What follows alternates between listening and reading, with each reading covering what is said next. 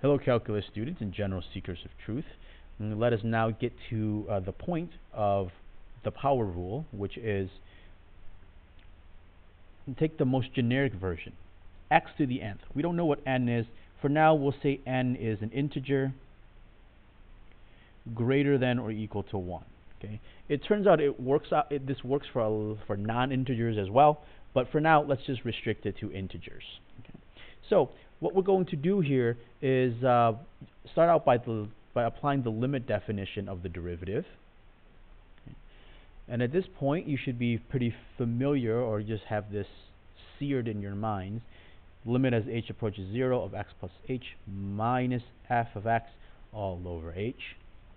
Applied to this function, what we have is the limit as h approaches 0, x plus h to the nth power, whatever n may be, minus minus x to the nth,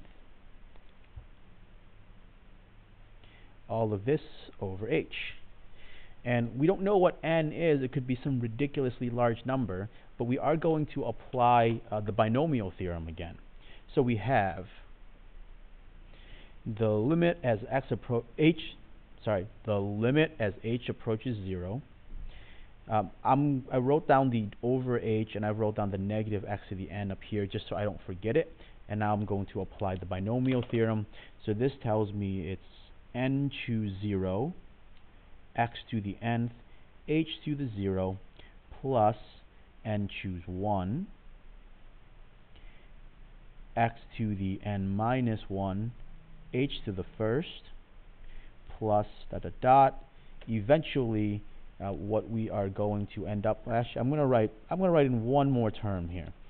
N choose 2, x to the n minus 2, h squared. Man, I thought I had enough room. Plus dot dot dot. And eventually, we're going to get n choose n, x to the 0th, h to the nth. And all of this, let's not forget, is subtracting x to the n.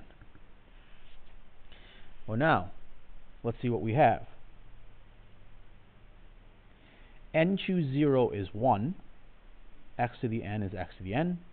H to the 0 is 1. So this entire term here just gives us x to the n. N choose 1 is always n. X to the n minus 1. And then h. Okay. And I don't know exactly what n choose 2 is, so we'll leave that as is. And then once we get to the end here, n choose n is also 1, x to the 0 is also 1, so we have h to the nth, and also this x to the nth, this negative x to the nth term, all of this over h. And as beautiful as it is always, we can cancel stuff out.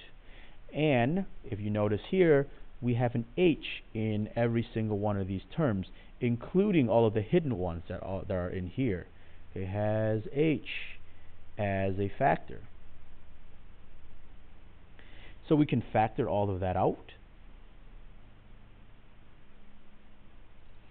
And what we have left is nx to the n minus 1. This h is gone because we factored it out. Plus n choose 2, x to the n minus 2, h to the first, since this is h squared and we factored out an h, plus dot dot dot. Instead of h to the n, we're going to have h to the n minus 1.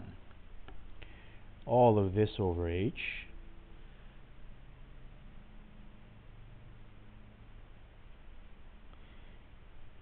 These cancel, and now we can substitute 0 for h. So we don't have h here, so this term stays. We have an h here, so that becomes 0. All of these terms in here also have an h in them. And this is going to be 0 as well once we substitute 0 for h. So what we have left now is nx to the n minus 1. And that is the derivative of a power function. Okay. I will also make some notes here. This also works for n decimal values,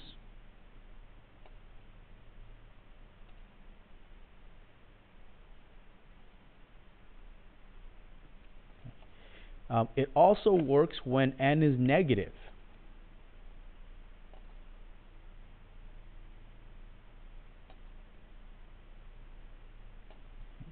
And we will prove this later. We will prove this. For now, we're going to use it, and later on, I'll show you why this is also true for other numbers as well, for not just for integers. Okay.